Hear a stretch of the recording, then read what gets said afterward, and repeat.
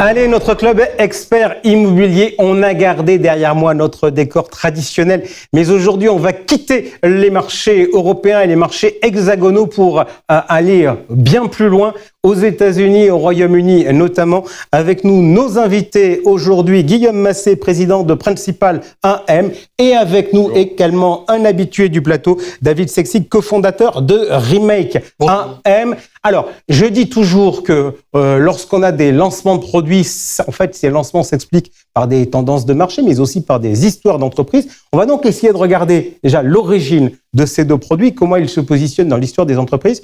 Guillaume, je commence avec vous. J'ai vu l'autre jour une publication LinkedIn avec une photo qu'on va voir de suite, avec vos équipes, où vous fêtiez un anniversaire. Est-ce que c'est un peu cet anniversaire qui explique le lancement l'an dernier de Principal Inside ? Eh bien oui, en partie. Il faut savoir que l'immobilier, c'est quand même d'abord une aventure humaine. Et j'ai créé la structure en France il y a maintenant plus de 15 ans. Depuis 2013, nous sommes société de gestion agréée par l'AMF. Nous avons une quinzaine de fonds sous gestion et nous avons rejoint le groupe Principal en 2018. Et donc, nous sommes maintenant adossés à un groupe de taille mondiale. Il faut savoir que Principal, c'est plus de 100 milliards d'actifs sous gestion. C'est un acteur du top 10 mondial en tant que gestionnaire d'actifs immobiliers. Et donc, notre force, c'est d'accompagner des investisseurs en dehors de leurs frontières, soit des investisseurs américains en Europe, des investisseurs européens aux États-Unis.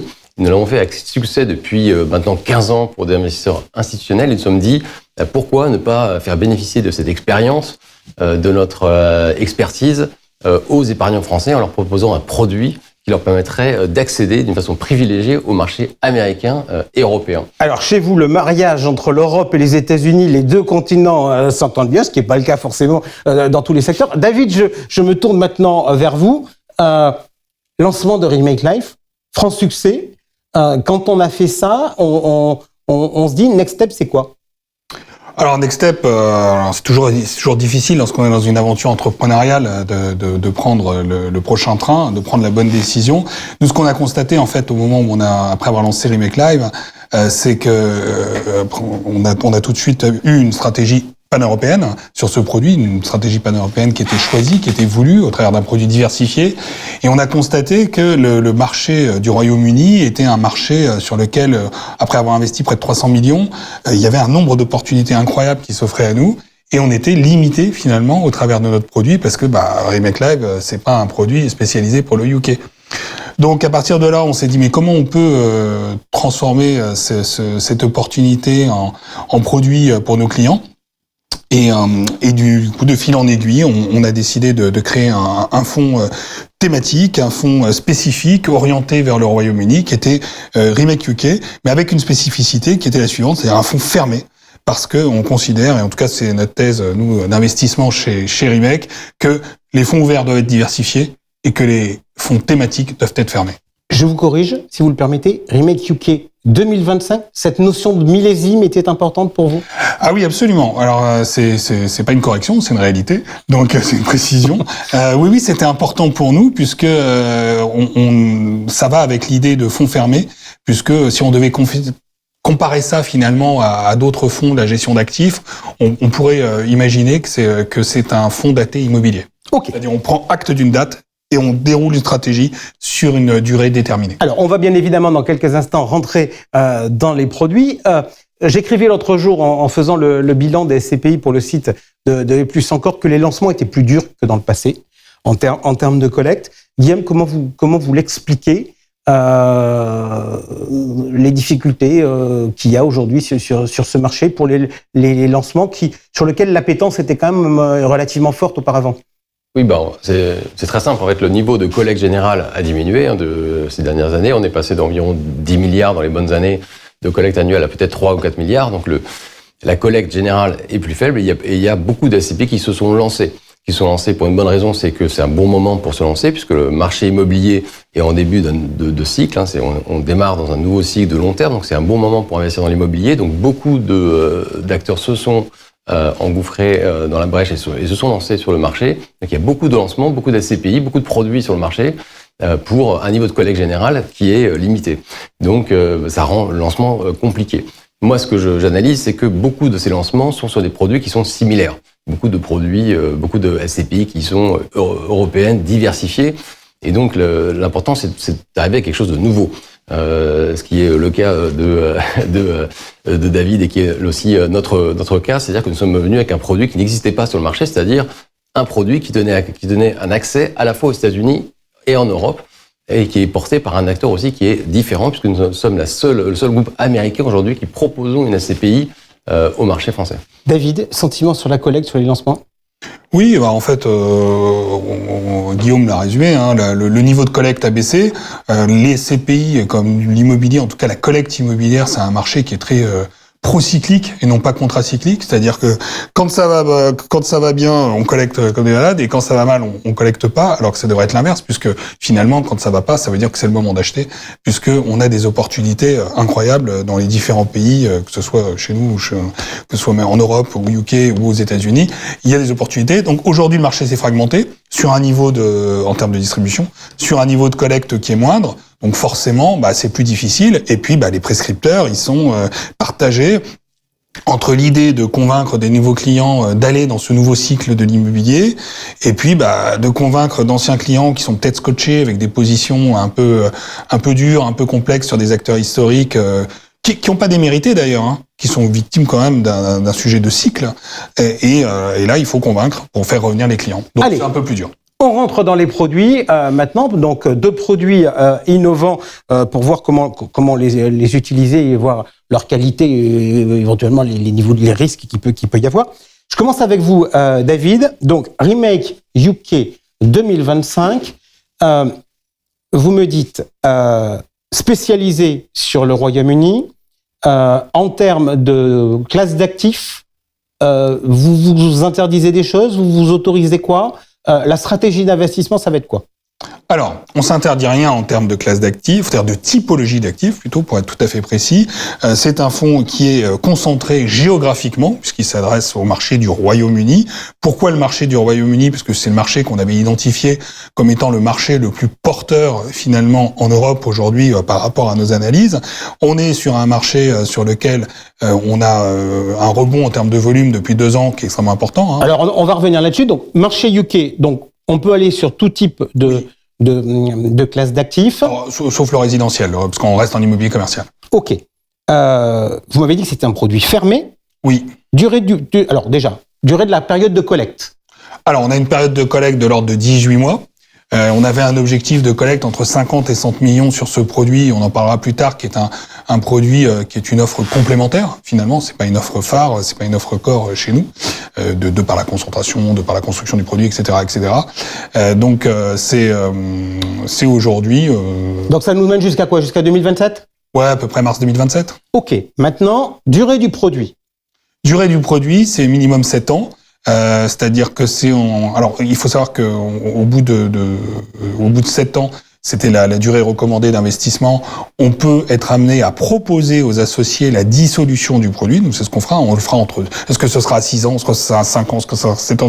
C'est une fois qu'on a atteint le TRI cible de ce produit, c'est-à-dire la performance qu'on avait imaginée, qu'on avait prévue, eh bien on proposera aux associés en assemblée générale de voter la dissolution du produit pour pouvoir rendre les sous et donc rendre le capital. Vous me tendez une perche, le TRI cible, c'est combien? Alors, le TRI cible, c'est 9%. 9% donc net de frais, mais hors impôt. Et effectivement, avec une composante de revenus, donc c'est-à-dire un taux de distribution de l'ordre moyen sur la durée d'investissement de 6,5. Ok. Maintenant, on reste sur la structuration des produits. Principal Insight, comment le produit est structuré?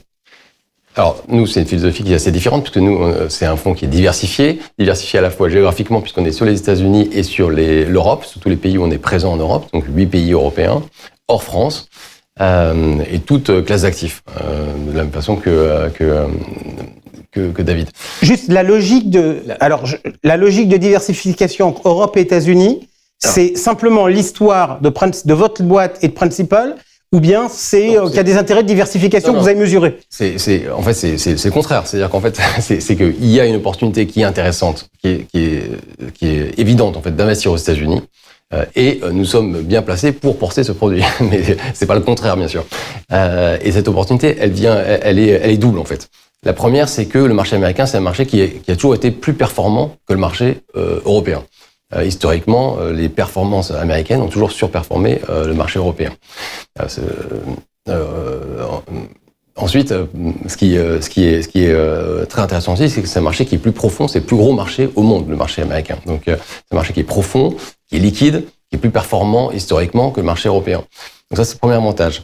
Le deuxième intérêt, c'est la diversification, puisque les marchés européens et les marchés américains sont assez décorrélés, et que donc on peut aller chercher des cycles différents et se positionner au meilleur moment de chaque cycle aux États-Unis, en Europe, pour essayer d'optimiser la performance en fonction de l'évolution des marchés. Alors, si on regarde maintenant, je reviens vers vous, David, le marché UK, aujourd'hui, c'est le marché, si je regarde le critère de la liquidité, c'est le marché qui est le plus liquide, le plus varié en Europe? Alors en tout cas, c'est le marché déjà le plus profond. C'est-à-dire que effectivement, on a sur un marché de l'ordre de, alors avec résidentiel inclus, de l'ordre de 300 milliards d'euros en immobilier en Europe, on a à peu près 80 milliards d'euros qui se portent sur le Royaume-Uni, avec une hausse de transactions sur le marché du Royaume-Uni de l'ordre de 30-35% sur les 2 dernières années, qui est un tout petit peu moins que le rebond de transactions sur l'Europe globalement, qui est de l'ordre de 40.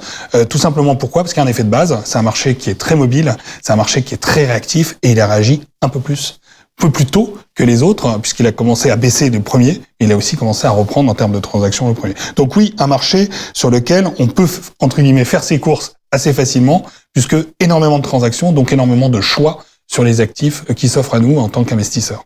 Le plus réactif au niveau européen? Oui, c'est celui qui, quand ça a baissé, a le plus chuté Oui. Alors, il y a tous les pays européens ont chuté. Il y en a qui ont juste retardé les choses un peu plus longtemps. Il y a des digues qui ont mis plus longtemps à céder dans certains pays. Mais effectivement, vous regardez des pays comme le Pays-Bas, on a baissé de 30%. Des pays comme le Royaume-Uni, on a baissé largement de plus de 40%. On s'est retrouvé finalement à faire des transactions à Londres, à la City, autour de 7 000 euros du mètre carré, ce qu'on n'avait jamais vu depuis 15 ans. Donc c'est un marché qui est très très réactif pour plusieurs raisons. La construction des baux, on en parlera peut-être un peu plus tard, qui est différente et qui permet d'appréhender finalement les réversions de loyer beaucoup plus vite que ce qu'on peut trouver en France. Déjà, premier point. Second point, il y a une culture aussi, une culture anglo-saxonne de la perte. On accepte la perte. Nous, on n'accepte pas la perte. On a un affect de malade vis-à-vis de l'immobilier. On peut pas perdre. Non, je ne peux pas perdre d'argent. C'est de l'immobilier. La pierre ne se désagrège jamais. Bah si, la pierre se désagrège. Ça s'écroule comme tout le monde. Donc à un moment, si ça se passe mal, ça se passe mal. Et effectivement, le Royaume-Uni baisse à moins. Troisième point, et c'est le troisième en fait facteur qui fait qu'il y a une accélération au niveau sur ce genre de marché, c'est la dette. La dette historiquement au Royaume-Uni est en taux variable, alors que nous, dans certains pays d'Europe, on est à taux fixe. Ça veut dire que lorsqu'on est à taux fixe, tant qu'on n'est pas arrivé à l'échéance de refinancement, finalement, on est en capacité de porter l'actif en tant qu'investisseur, et on n'a pas un couteau sous la gorge pour vendre l'actif parce que les intérêts financiers dépasseraient le montant de loyer que je touche. Donc tout ça mis à bout fait qu'on a un marché qui est beaucoup plus réactif, sur lequel on a beaucoup plus de volatilité et donc d'opportunités d'aller faire un gain en performance. Guillaume, vous m'avez expliqué que Principal Inside, la logique, c'était de faire un mix 50-50 entre États-Unis et Europe. Pourtant, j'ai regardé vos premières acquisitions. Les premières acquisitions, elles sont dans le domaine de la santé, dans le domaine de l'éducation, Floride, au Texas, aux États-Unis, toujours. Pourquoi vos premiers choix ont été sur les États-Unis? Alors c'est assez intéressant parce que ça rejoint un petit peu ce que disait David. Les États-Unis, un peu comme à l'instar des UK, c'est un marché en fait qui réagit plus rapidement. Donc de la même façon qu'au UK, les pertes ont été prises plus rapidement. Donc le marché aujourd'hui est arrivé à un point plus bas et donc à un potentiel de reprise qui est plus fort. Il est aussi un petit peu en avance sur le marché européen, un petit peu comme les UK sont en avance aussi sur l'Europe continentale. Donc, investir aujourd'hui aux États-Unis, c'est un bon timing par rapport au marché européen. Et c'est tout l'intérêt, c'est finalement la stratégie de Principal Insight, c'est d'aller se placer sur les cycles, comme je disais, au meilleur moment. Donc aujourd'hui, il nous a semblé qu'investir aux États-Unis en premier, c'était intéressant, puisque le marché est en pleine reprise aux États-Unis. David Yates, cela quelques instants, nous amener dans des explications techniques sur les baux et sur le marché anglais. Et je voudrais qu'on reste sur des sujets techniques. Vous dites investir aux États-Unis. On va être très honnête, il n'y a pas beaucoup d'acteurs sur le marché qui vont sur le marché américain. J'en connais 2. Comment vous achetez? Parce que visiblement, d'un point de vue juridique, il y a différentes façons quand on achète à l'étranger d'acheter. Vous faites comment? Alors, effectivement, les marchés sont très différents. Le marché américain est très différent du marché français en termes de processus d'acquisition. Et c'est pour ça que c'est important d'avoir des équipes sur place qui comprennent et qui sont capables de naviguer dans un marché différent. Donc ça, c'est une première chose. En termes de structuration, on investit via une structure aux États-Unis, LLC, qui nous permet d'avoir une fiscalité qui est intéressante et qui est similaire à la fiscalité qu'on peut avoir lorsqu'on investit dans d'autres pays européens. Donc ça, c'est un élément important, la façon dont on achète, dans la perception du revenu, dans la fiscalité. Ça peut changer, même si en réalité, dans tous les cas, on dit on achète sur le marché américain. Oui, c'est tout à fait. La structuration de l'investissement et au niveau fiscal est très importante. La façon dont on a pu structurer notre SCPI est très favorable puisque les revenus qui sont générés par les immeubles aux États-Unis ou en Europe, dans les pays où on investit, sont fiscalisés dans ces pays, donc aux États-Unis ou en Europe. Et en contrepartie, lorsqu'ils sont rapatriés et distribués aux épargnants français, ils bénéficient d'un crédit d'impôt qui vient gommer la quasi-totalité de leur fiscalité en France. Alors, je voudrais maintenant qu'on parle risque. J'ai regardé vos acquisitions, les taux que vous avez communiqués acte en main. On est aux alentours de 8, 9 et des poussières sur la première acquisition que vous avez faite sur UK. Je voudrais vous faire réagir. Vous marrez déjà. Oh, le pire. Non mais, en fait, on m'explique que quand je regarde ces acquisitions, en fait, c'est le niveau du taux affiché, le reflet du risque qui existe sur le bien, l'immeuble, etc.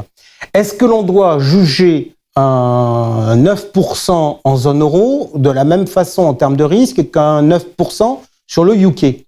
Parce que les situations de taux sont pas les mêmes. Alors, c'est une bonne question. Les situations de taux, effectivement, dépendent de plusieurs choses.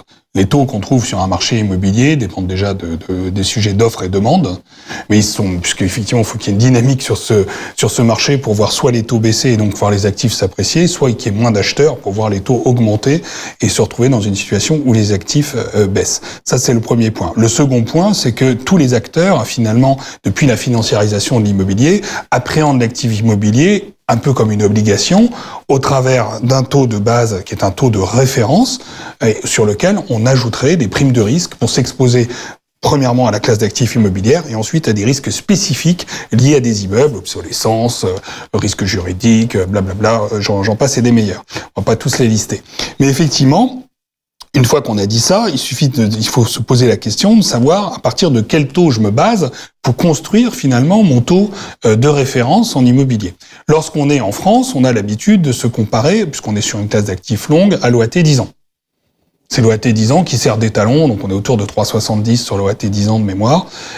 Et puis après, on ajoute un certain nombre de risques systémiques liés à l'immobilier, et puis le SIAC, c'est la dette, etc., qui fait que on va augmenter finalement la rentabilité, enfin en tout cas le niveau de rendement espéré sur un actif pendant l'acquisition.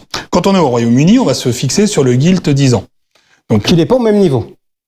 Qui n'est pas au même niveau, et c'est assez logique, puisque de toute façon, on a aussi des taux directeurs qui sont différents suivant la BCE, suivant la Bank of England, mais le spread est un peu plus faible. C'est-à-dire que BCE, Bank of England, on a 1,50 de spread, alors que sur le gilt 10 ans comparé à l'OAT, on a 100 points de spread. D'accord, mais donc mon taux de base donc au Royaume-Uni est plus important qu'en zone euro. On pourrait dire à première vue, si on se base que sur une approche de taux, et je rappelle qu'en immobilier, les taux, c'est le gain en capital. Le gain, il y a deux moteurs d'immobilier, le gain en capital et les revenus. Donc si on ne regarde que le taux, on s'intéresse au gain en capital. Donc si on s'intéresse qu'au gain en capital, l'équivalent d'un 9% serait l'équivalent d'un 8%. On va dire à risque égal si on a bien fait son travail d'analyse, parce qu'il y a 100 points d'écart entre les deux. Le deuxième point, c'est de dire, mais maintenant, il faut s'intéresser en fait au deuxième moteur de l'immobilier, qui est le loyer. Ouais. Quelles sont les perspectives? Et là, si on regarde, les perspectives de loyer au Royaume-Uni sont les plus fortes d'appréciation des loyers, sont les plus fortes de toute l'Europe. Ça veut dire qu'il faut aussi regarder le critère de l'inflation. Finalement, pour vous, des inflations élevées dans les pays où vous êtes, c'est plutôt bien pour la partie loyer? L'inflation va venir grignoter, c'est vrai, le taux de base sur lequel on a acheté, mais on va avoir une contrepartie qui est l'appréciation des loyers. Et quand on fait ces projections, on regarde si cette appréciation des loyers permet de compenser l'inflation. En l'occurrence, l'appréciation des loyers au Royaume-Uni est largement supérieure au niveau d'inflation, et on est effectivement dans des revalorisations qui sont la meilleure classe d'actifs en Europe. Moi, je parlerai pas des États-Unis, c'est pas mon métier. Enfin, peut-être un jour, mais en tout cas aujourd'hui, pas tout de suite. Il faudra que Guillaume m'explique. Mais effectivement, quand on est au Royaume-Uni, la typologie d'actifs au lieu de la plus intéressante et la plus importante en termes de perspective de revalorisation, aujourd'hui, c'est le bureau. Le bureau au Royaume-Uni, on a à 4 ans 45% de potentiel de hausse si tout le monde ne s'est pas planté. En tout cas, c'est le consensus sur ce type d'actifs. Guillaume, je reste sur le risque. Comment vous gérez le risque de change ? Alors, je voudrais quand même rebondir quand même sur ce que disait David avant de répondre à cette question, c'est que aux États-Unis, c'est exactement la même thèse. Les États-Unis, aujourd'hui, c'est une prévision de croissance sur cette année de 2,6%, quand la zone euro, c'est 0,7, 0,8. Et le niveau d'inflation aussi est bien plus élevé aux États-Unis. Donc la croissance des loyers aux États-Unis participe aussi beaucoup à la performance qu'on peut observer aux États-Unis des actifs immobiliers. Donc effectivement c'est assez similaire en l'occurrence. Donc voilà. Risque de change. Risque de change.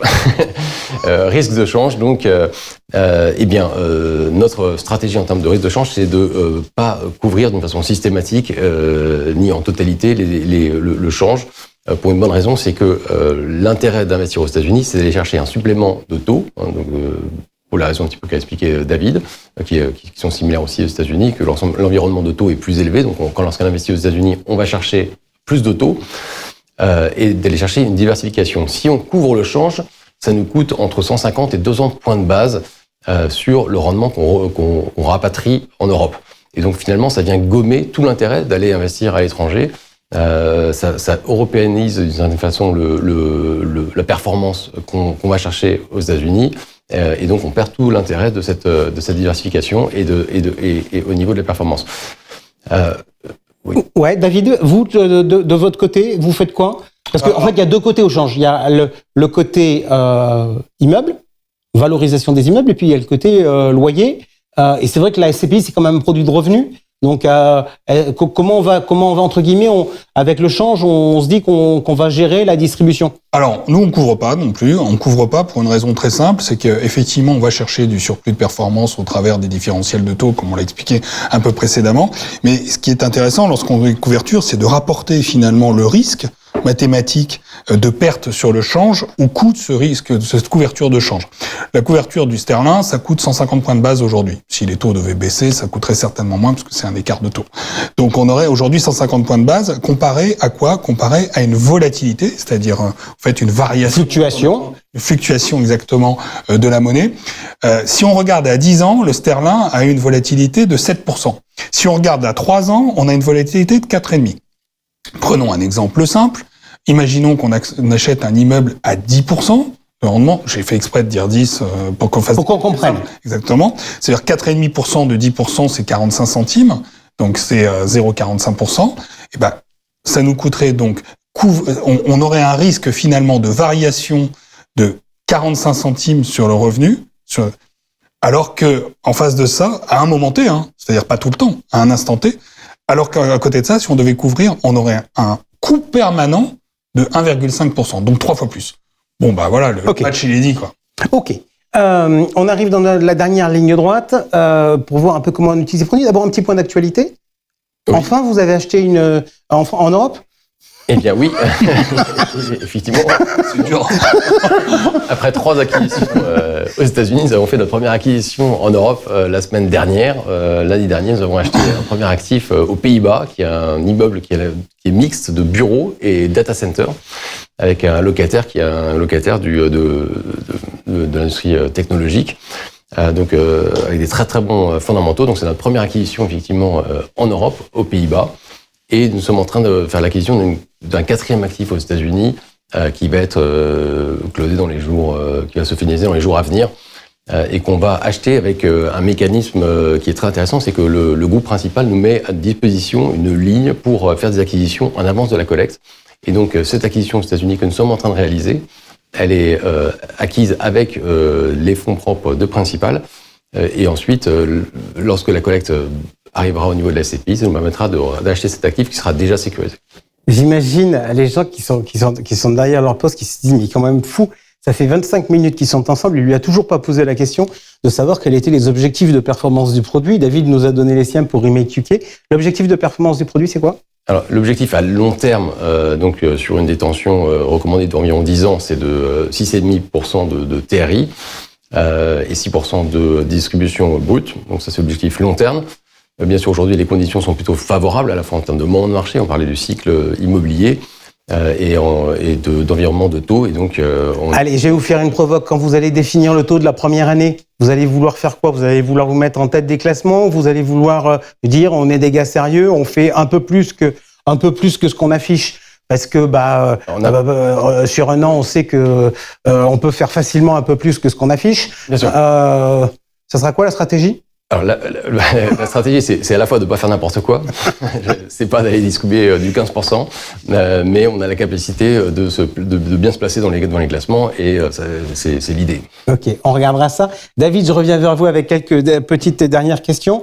L'une des hypothèses qu'on évoquait, puisqu'on parlait du change il y a quelques instants, c'était de mettre de la dette pour limiter le risque de change. Est-ce qu'aujourd'hui, par rapport à vos objectifs de diversification des actifs, vous vous dites finalement on pourrait éventuellement mettre un peu de dette, ou est-ce que pour des raisons mathématiques, tout à l'heure vous nous avez fait une démonstration mathématique sur la couverture du change, ou vous vous dites finalement la dette aujourd'hui c'est pas très rentable?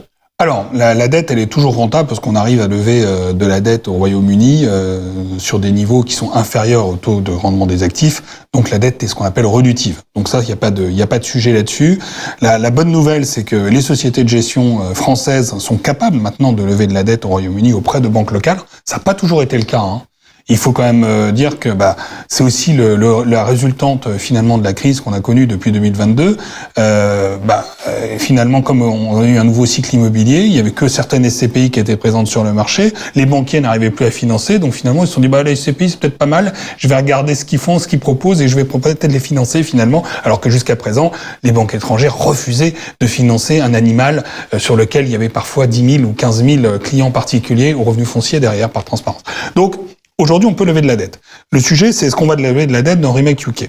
Dans Remake UK, vu qu'on a des lignes qui sont relativement petites, à part la première ligne qu'on a achetée, qui est Grosvenor, qui est de 12 millions d'euros, on est maintenant sur des lignes entre 4 et 5 millions d'euros cibles. Lever de la dette sur des niveaux de lignes aussi petites, pour pas se mentir, c'est un peu compliqué. Ok. C'est un peu compliqué. Les banquiers, ils vont pas trop. Alors, ce qu'on peut imaginer, par contre, c'est à partir d'un moment où il y a suffisamment d'actifs, c'est refinancer le portefeuille, et c'est-à-dire aller voir un banquier et lui dire j'ai 6 ou 7 actifs d'une quarantaine de millions, est-ce qu'on peut lever de la dette pour pouvoir acheter et continuer à acheter des opportunités sur ce front au travers de la mise en nantissement de ça. Ok, donc aujourd'hui on va investir à la collecte. Pour investir à la collecte, il faut qu'elle arrive. Ma question est la suivante. Grosso modo, j'ai un client, Remake UK 2025, je le mets sur quel profil de client, à quel titre, corps, diversification, et avec quel argumentaire? Alors déjà, il vous aura pas échappé que je suis pas conseiller en gestion de patrimoine, donc il y en a 5000 en France, ils font mieux leur boulot que moi. Cependant, nous, en termes de positionnement, parce qu'on fait pas de conseil, en termes de positionnement, on l'a clairement expliqué, Remake UK est une offre de diversification. C'est une offre complémentaire qu'on propose à des clients déjà équipés. On n'imagine pas qu'un conseiller en gestion de patrimoine, en tout cas nous, on ne sait pas ce qu'on explique, irait proposer Remake UK comme seul produit pour investir dans l'immobilier. Ça n'a pas de sens. On peut pas s'exposer à un seul moment du cycle sur une seule géographie. Donc nous, clairement, c'est une offre complémentaire qu'on propose. C'est pas une offre mainstream, core, comme on peut l'avoir sur, par exemple, Remake Live. Ok, merci beaucoup à tous les deux d'avoir été avec nous. Débat un peu technique, mais par définition, quand on sort de nos frontières, il faut faire de l'éducation et de la pédagogie pour comprendre comment fonctionnent les autres marchés. Et pour reprendre le propos de Guillaume tout à l'heure, c'est vrai qu'il y a aujourd'hui dans les nouveaux produits beaucoup d'offres diversifiées sur l'Europe et des produits qui vont sur les États-Unis et sur le UK, et il y en a peu. J'espère qu'on vous a permis de les découvrir. Tout de suite, la suite.